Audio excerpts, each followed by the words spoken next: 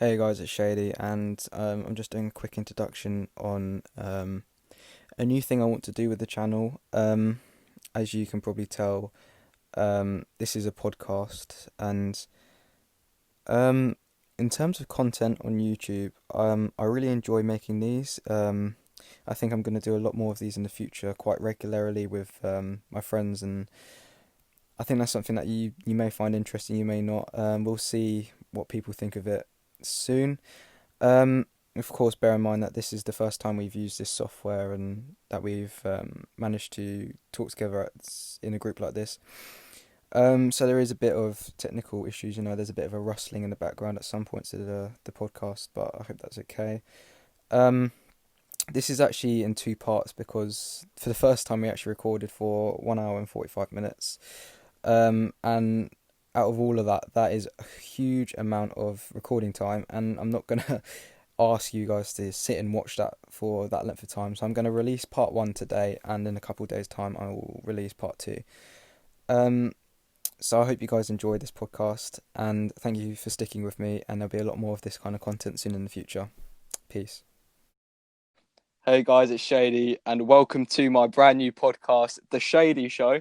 And with me today, I have two of my friends who will introduce themselves now. What's up, everyone? It is King Reroll, and I am here to join in the Shady Show. Nice, nice. And then Tim's here as well. And yep, my name's Tim. He could. Oh my god, I have no idea what to say. It's all right, it's all right. We'll cut. We'll cut that part. We'll go with it. We'll go with it. It's all right anyway. I actually no idea what to It's say. all right. We can go off topic, and I can cut it out afterwards. It's fine. So Alright. we're to start off with. What are we going to start with? So we're going to talk about ourselves in Blitz. Is that what we're going to do? Yeah, I think introduction of who we are as a player. Yeah. Okay. Yeah, Shady's easy. Yeah? I'm a super unicorn player playing Yeah. for Loca. Yeah. You all guys are nubs. Yeah, you're not 70%. Yeah. What? Tryhards. For the people watching this or listening to this, you already know who I am. I'm that noob that tries to act like I'm a good player. In reality, I'm very average. But I'll let the other two talk about their kind of Blitz careers if they want to. All right, so my Blitz career What? started on the EU server. I actually happened to download the game before the game even released on the NA server. You know, the App Store when you were able to switch it. And I started my journey on EU under the name Vornix. And then after about a year or so, I transferred over to NA server. And the experience was quite different because the game was still in the new stages. And then I just kept on making account after account on NA. Yeah. Fair enough. That's fun. For me, my experience in Blitz. Let's just say I'm an average Yeah. player, and I've played Blitz for about 6 years. With all the accounts that I have, or got transferred to me, I have about at least 100, 150,000 battles. Jeez. Yeah, That's a lot. and like most of them was like in the last year, Yeah. like 70,000 battles last year, Jesus. or That at is a least lot 80. of battles. It's a lot. I've Yeah, it's a lot of battles, bro. I've been playing for 5 years, and I think I've probably got about 50k. Like, I haven't really played I don't play a lot of games anymore. I just play like casually, if you know what I mean. Yeah, casually, not competitive. Or more of the missions. I don't You really just do the missions do per missions day. anymore. They just come whilst I play anyway. I just play to try and get good stats on Blitz stars, and then once I've done that, I'll stop playing. So I only have 200 battles for my last 30 days. So I have 70. 7. Whew. I have 72. 70. About around there. Officially, it's 70, but when you look at ratings battles, it's obviously Okay, yeah, 600. that's where it all comes out. It all hides in rating ratings. battles. You just all hide in ratings. Yeah, I get that. So what do we think of the game at the moment? So, at the moment, what I think is that it's on a downhill slope. because it's gone past the peak a while ago, I think, and they haven't really held it together very well. So I think it's kind of falling apart at this point. I don't know what you guys think about it. Well, personally, my viewpoint on how the game is right now, it's definitely gone on a decline since I would think around 2017, 2018 is when the peak was. Sorry. Especially for the NA server, because that's when Primo and all the other clans, Pincher, were top clans. I remember like Primo was very dominant. Yeah. Yeah, but now like the clan system and everything, all the like veteran players have retired, and the ones who I learned from have also retired too. So it's like the player base doesn't really have anything. At least the NA server spectrum has no one to like look up to in a way for like skill sets. Yeah, I get what you mean. Player skill. So it's definitely on the decline, and I feel like they need to do updates based on what the community wants. Yeah, I think the first time they actually did something that the community wanted was when they nerfed the Sheridan. But usually they don't actually listen to us. Yeah, they don't actually listen to us. It's a company, right? So yeah, exactly. It's a business. They want to do what they can to make most money as possible. For me, I actually don't agree. Not really don't agree, but in a way, I believe Blitz is just going through a new rebirth. Yeah. Like it's a new phase. That's why you get more players. And as one of the content creators, like Droodles, he actually mentioned that Blitz is actually going up. The number of players are actually going up for Blitz.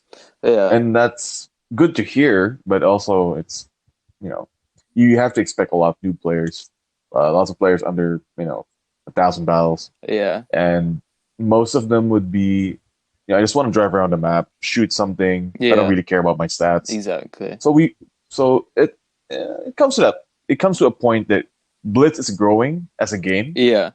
It might the way their tutorial program or the way you incentivize players to learn about the game. Yeah. It might be bothersome. Yeah. But that is what they should improve on. But yeah, Blitz is growing, and we should. I think not only the players, but I mean, Wargaming should start to adjust how to help the newer players integrate into the game. I guess the reason why we think that it's on a decline is because a lot of the professional players that we've watched during the streams have sort of retired, and then as an effect of that, we kind of think the game is dying because people are leaving. But at the same time, obviously, like you said, there's new people joining the game as well, but that's quite an interesting dynamic as well. It is a quite interesting dynamic, but the issue is I feel like a lot of newer players, they don't have the fundamental like skill sets that we've acquired through the years. So because they're new, it's gonna take them maybe weeks or months periodically to gain that skill set, but it only happens if they're eager to learn. And as you know, a lot of the new player base happens to be like the younger side of like the gaming community, so it's like kind of hard to like engrave that like respect or like teamwork mindset into them. So I feel like yes, the player base is growing, but how much of it is actually growing in like a teamwork kind of way? Yeah, that's true. The new people that join don't quite have the same skill. They're not as skilled as the players that have been playing for a longer period of time. Even if we do see people that have 120k battles and are still terrible at the game, that's obviously something that we've got to get used to. As Tim said, the more people are joining the game, and then as a result of that, it's going to be worse than it usually is, because we know with like matchmaker and everything, it's not very good matchmaker, and as a result we end up getting these players which aren't very good, and I think we just need to get used to that in the future. I actually agree with I forgot who it was who said it, but I actually agree with the matchmaker being somewhat, it's sometimes you get really bad teams, but it's the best option. If not, everyone else will be like 50%. Like if you put even teams for everyone, even your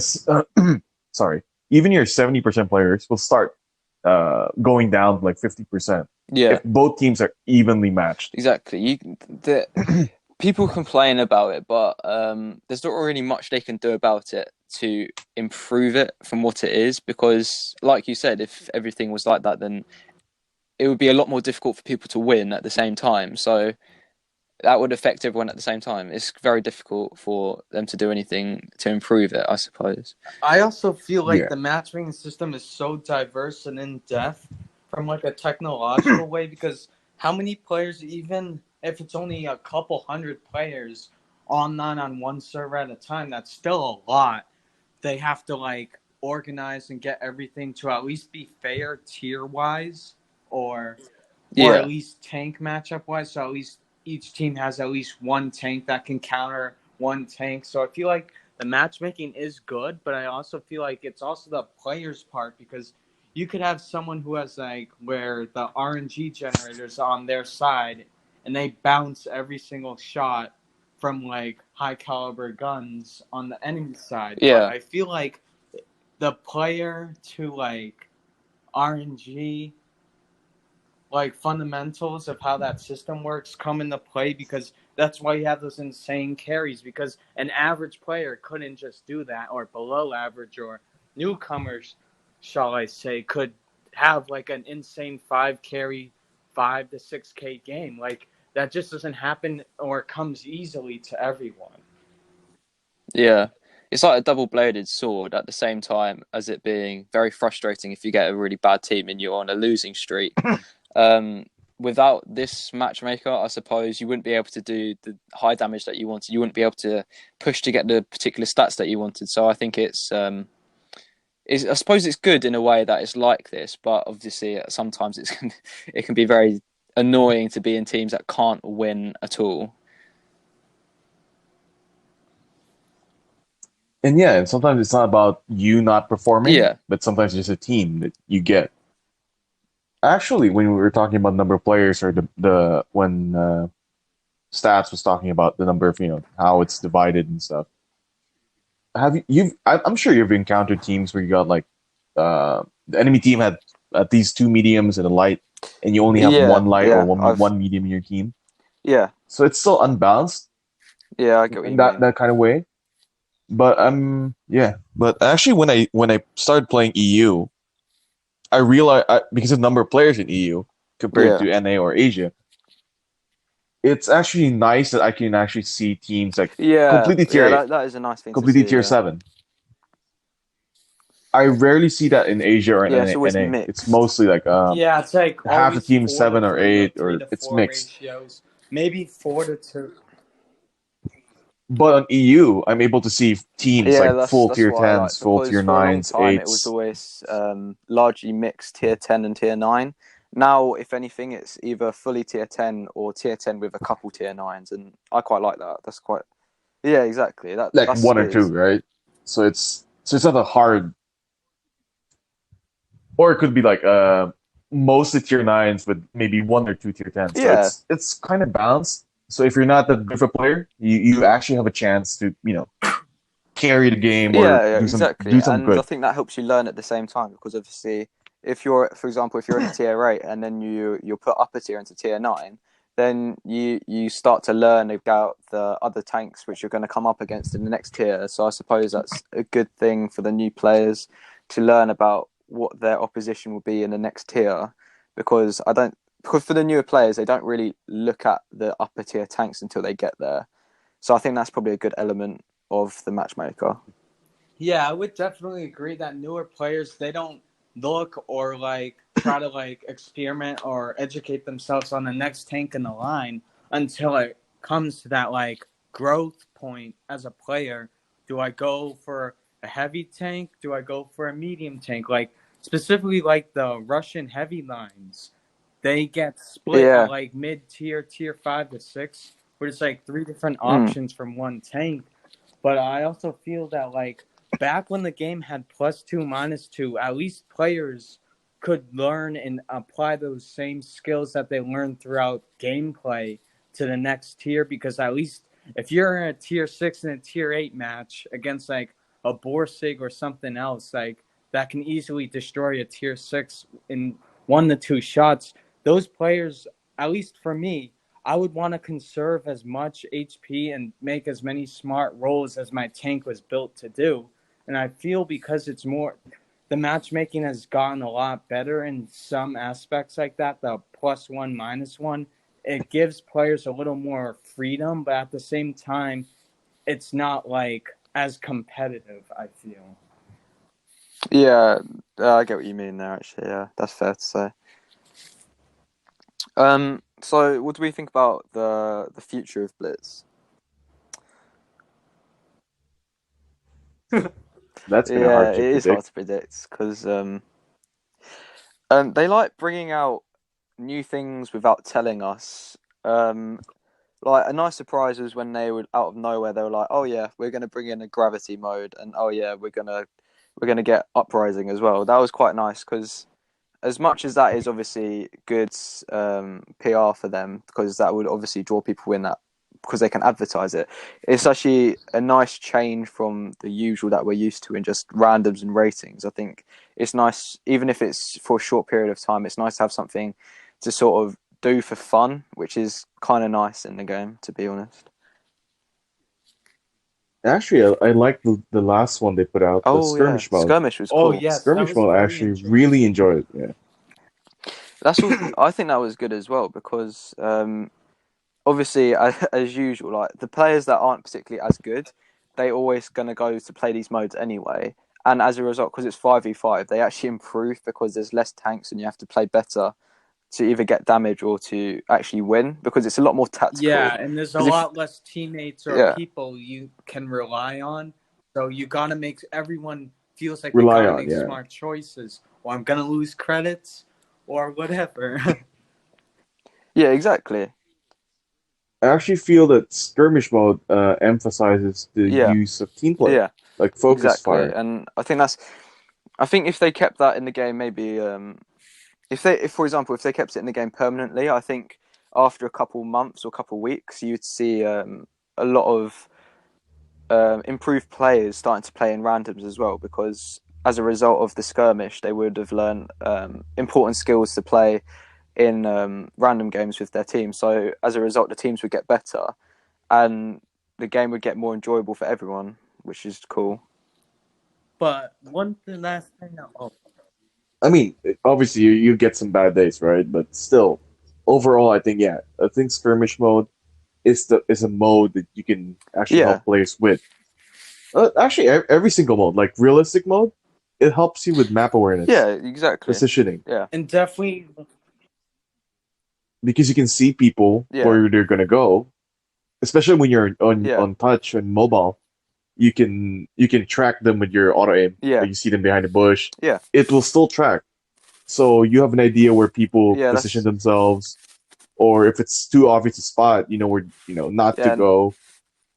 Take different positions in the map. Just be map aware. It actually helps players, but sometimes players just don't.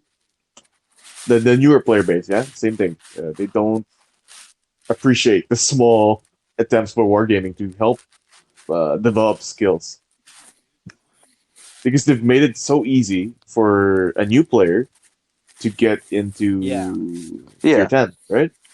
I think Meadsy recently made a video and he was saying that his own free to play account, he's done only like 1,000 battles, at least 1,000.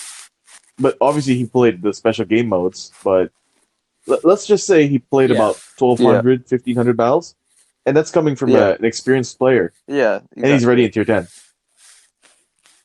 Yeah, So it is that's true. doable. Um, So back then, I think it took me about 5,000 games before I got yeah, into a tier I 10 think vehicle. something was similar for me. I think on my first account, it probably took me about 5,000 battles to get to tier 10 because at the same time I was kind of learning when I went through. Now it would only take me, I could probably do it in 600, 700 battles to get a tier 1,000 battles, 10 yeah. now. I mean, grinding from stock modules and not, Yeah, spending I a guess single that would cent in take the a bit game. longer because I usually try and free XP as much as possible in the modules. For XP, yeah. that's it. Back to what you're saying about realistic mode. I think that's also really good because it forces you to learn where to aim as well. Because you obviously don't have the aim assist, wherever it is, like where you can see where you can pen. So Yes. it is really good for players that don't really know where to aim. They can learn here where to aim, what the weak spots of a tank is, where to shoot, which is very good because as a result, in randoms, it'll come more naturally to them. They'll be able to just do it without having to hesitate for like 5-10 Like seconds it'll trying be a to aim at muscle a shot. memory type thing over time, Yeah, exactly. gradually. So yeah, so they don't like waste time and what could potentially lose them the game in aiming. They can just do it by default, and I think that's a good thing that came out of realistic as well. At the same time. Well, my favorite thing actually about the realistic mode, besides all the realistic features and the aim assist and all the armor plates not showing, the one thing I liked is that players could learn like gradually over time, like another muscle memory type thing of where like tank destroyers would be.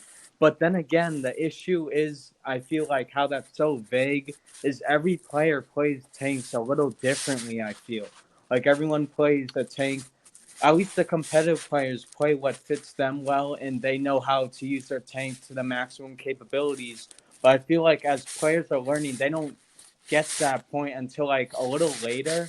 And I feel like since the realistic modes are only available for so long, it's kind of hard for like players to keep that mindset mentality of this is where this tank is stronger in hold down positions. This is where TDs can pen me, so I gotta take cover or side scrape. I feel like all those tactics they don't come easily to like majority of players. Yeah, I understand that. Yeah, that's true because a lot of the players, some certain skills, it takes quite a long time to develop to get it just right. And I think so when you're a player and you're on a good level, you're able to go into the game. You can see the loading screen, you see the enemy tank composition, and you can decide what you're going to do at that point. Some players just usually just do the same thing every game without analyzing what the enemy is doing. And as a result of that, they can either lose because if they go to the same side every game, for example, they might just get outflanked in one game, or it might work one time and it might not Yeah, work like they another. might find like a 3v3, or other times the whole team could go like specifically on Yeah, rock exactly. field. Like you could have a team that goes all left, Exactly. all Yeah. right. And if you split up or use the same tactics each time, each team is always going to be different. And Yeah, exactly. And like what you're saying about Rockfield as well, I see on EU the meta is to go to the med side. You don't usually go to the heavy side, and there's always like a couple people that do anyway on either team. yeah, And sometimes the whole team goes to the heavy side, and you can see those people get completely caught out in those situations because they expect the team not to be there, but because they haven't looked at the other team's composition, yeah, they've been caught out, and as a result, they're deleted from the game within a minute of the game, yeah. I've and seen there's that with nothing the like team can do to pull that I've seen together. that with like bulldogs or Draculas even. Like the players, those players, they don't know like the maximum capabilities of oh, I can run around the whole game in a strategic way and I can pull off shots on distracted enemies. But when they follow like the heavies, they're gonna get shot up because the enemies are gonna be like have that mindset. Ooh, I can pen him easier. It's free damage. And I feel like that's one thing that especially light and medium players need to kind of like get a little more used to. At least like tanks like the Bulldog, the German Bulldog. Like those are tanks you don't take on heavy side. But I still Yeah, see players keep on making those same mistakes. But Or keep on. Sorry. oh, but like we don't see like tutorials for like that fit everyone, and I feel like a lot of players that just get tanks without knowing like their strengths or weaknesses, and then you have people who like complain about such tanks. But I feel like for me personally, there's a few tanks I can never play well, like specifically the mouse. Believe it or not, as a tank, I know how to counter them, but I can't play it myself. So it's just like one of those type things. Like if more players got tanks or took the time to research what they think they would like, then I think it would be different, for sure. Yeah. What you were saying about the Bulldog and the German Bulldog. A lot of people that play the Bulldog, the Tier 7, obviously, they play it in a certain way, which might be successful. And then when the German Bulldog is sold in the shop, they try and play it in the exact same way. But they don't realize at the same time, although they are identical tanks, they play very differently because the German Bulldog has really good HE pen. Oh, yeah.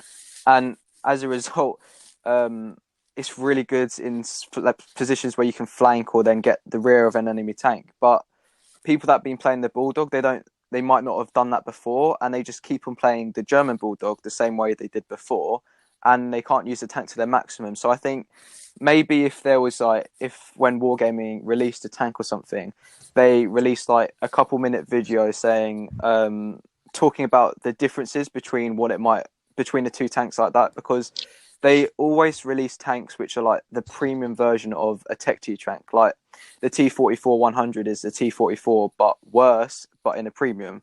So if they made like a short video saying what the differences between the tank were, then people might be able to get into the tank from the offset and be able to play it much better than they would afterwards. So I think that could be quite good if they did that, and if that was something they would be interested in looking into.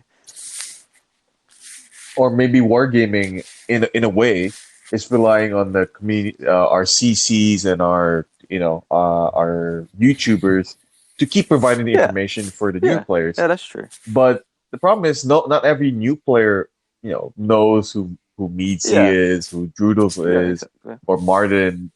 So wargaming has to do their part, right? Not just rely on community contributors. But they have to do it themselves. Like, oh, look at German Bulldog. You have to realize you have like 120 something along those lines. Over HE pen. So like you can shoot someone for 380 damage. Yeah, 200, so. Something like that. Oh, it's like 380 alpha, but it's pretty high. Yeah, you have to know. Well, I don't have it, so but I played it. But I don't have it. It's something like that. I can't remember off the top of my head. But that's the way that wargaming should be, like introducing new vehicles like the 252U. Yeah. What people expect that, because I have good frontal armor, I'm gonna bounce everything from the front. No, people should know that these kind of vehicles, the IS vehicles, the Chinese clones, the IS vehicles, it's about the side armor. There's a way of making sure you keep your enemy's gun pointed at your side armor. Yeah. Not side on. Yeah, I know what you mean. Like an angle on your side armor. At an angle.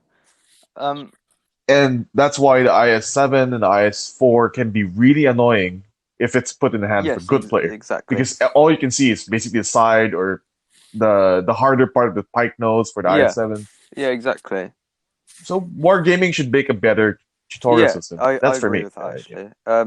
I'm not sure if the tutorials has changed much because I haven't done a tutorial for at least a year now. Oh, the tutorial has changed. Oh, I mean, I just did it a few weeks ago. I made that account in EU.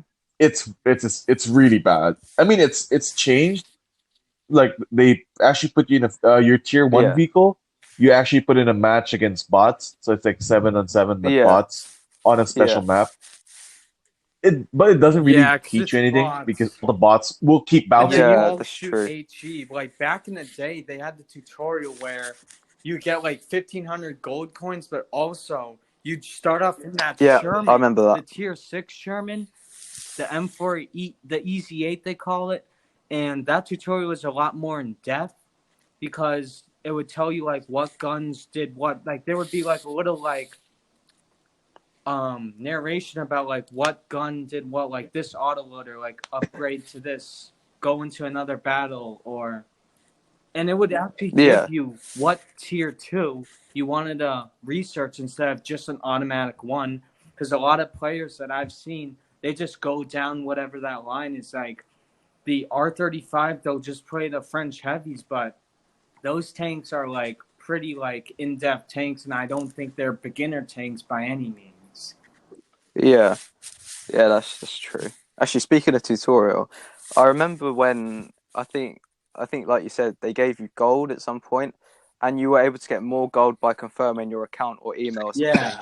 And Yeah. you at one point I think it was like one of the Blitz birthdays. Because obviously they put premiums on sale, so you could make a duplicate account and then you can get a premium just by doing a tutorial for free. And I thought Yeah. that was quite fun. I was just like, oh yeah, thanks for again. Well played. But I mean, now at the most, I think they give you the most 300 gold just to give you an opportunity to get the crew skills or premium ammo. And I think, speaking of premium ammo, they should actually just set the premium ammo to silver only. It's so annoying because sometimes I've got used to it now, but because sometimes it sets automatically to gold, sometimes it doesn't. So I'm always, I have before accidentally spent gold on gold ammo because it automatically set to gold instead of credits, which I usually use, and it's so frustrating. I don't think anyone actually uses gold for gold ammo anymore. But I think the people who are unaware, they would spend gold for it. Mine had a bug. I had the bug. I actually reported it to Wargaming, and then they didn't do anything about it. It was always set to silver. It changed back to gold by itself. Oh, that's so annoying. So I didn't notice. I spent about 1,000 gold, and I was in a fast firing vehicle. I think it was a Bulldog, the Tier 7 Bulldog. A lot of ammo. And obviously, your penetration is not the best. It's good enough, but it's not the best. And especially you're fighting like VK100Ps, you're gonna spam gold. Yeah. I think I was playing it for just unlocking the T49, and I spent about at least 1,000 gold over like 7-8 games. Yeah, that. So they and Wargaming would just said, well, we should have noticed. Yeah, exactly, because they just claim that they can't do anything about it when it's entirely their own fault. Yeah, because they are the creators and they can change the coding and all that for how these systems work. Yeah. Yeah, I think the best thing they should have done in that situation is given you a refund on your gold, but obviously because it's Wargaming, they didn't do that. They won't. Yeah. Hey guys, it's Shady. Thank you for listening to part 1 of the first episode of the Shady Show. I hope you've enjoyed it so far. Part 2 will be coming out in a couple of days and will be about 20 minutes longer than part 1, only for the fact I couldn't split it in half very easily without splitting the topics in half. So I just want to thank you for this continued support throughout my sort of break from YouTube, and the content will be coming. I really enjoy making podcasts, and a lot more will be coming in the future. So thank you guys for listening, and I'll catch you in the next one. Peace.